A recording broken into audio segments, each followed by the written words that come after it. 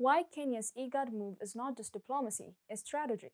In a region where soft power is becoming the new superpower, Kenya just made another quiet, calculated move that strengthens its influence without firing a single shot. By ratifying the IGAD Treaty, Nairobi has done more than check a diplomatic box, it's reshaping regional governance on its own terms. I'm Jalene Tesfaye, and this is Analytica Today.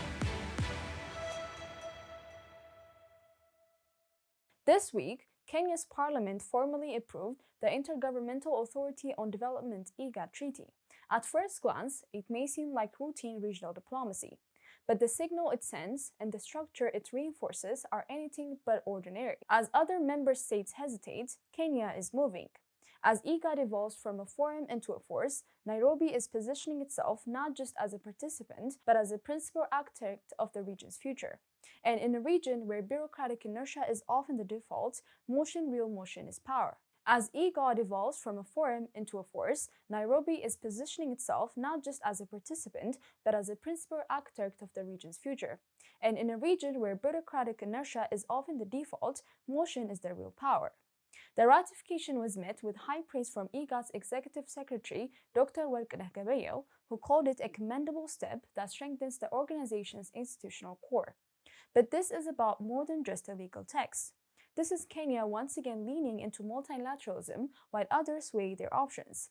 While regional giants like Ethiopia still grapple with internal recalibration, Kenya is consolidating its position in IGAD's evolving architecture.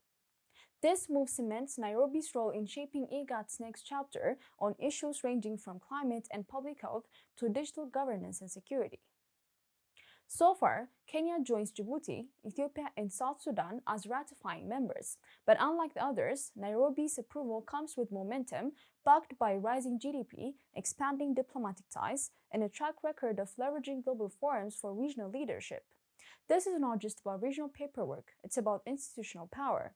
In IGAD, every treaty ratified is a seat pulled closer to the decision-making table. Kenya has done just that, reinforcing its reputation as East Africa's most agile actor in the multilateral arena.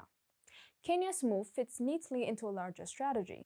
From hosting UN summits to sealing trade and transport corridors, Nairobi is staking its claim as a de facto capital of regional coordination. Ratifying the IGAD Treaty adds another instrument to this orchestra of influence.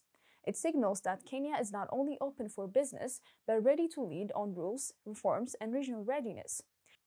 And while the treaty focuses on shared development, security, and cooperation, it's also about who gets to drive the bus when the region needs direction. IGAD's updated mandate is ambitious: conflict prevention, economic integration, climate adaptation, and digital transformation. But ambition needs infrastructure, political, legal, and institutional. Kenya's ratification builds that infrastructure. It brings the treaty closer to full force, and it puts pressure on other member states to catch up or risk irrelevance. As Dr. Welkneh diplomatically put it, the time for regional coherence is now. But underneath the call for unity is a quiet race for leadership, and Kenya is already ahead. So, what does Kenya's ratification of IGAD Treaty really mean? It means regional leadership is not defined by policy agility, not political rhetoric. And it means that in East Africa's shifting center of gravity, Kenya just moved closer to the core. I'm Jalene Tesfaye, and this is Analytica Today. If you found this report revealing, drop your thoughts below and stay tuned for our next deep dive as Somalia and Somaliland edge toward recognition debates. Who's really drawing the borders in the Horn of Africa?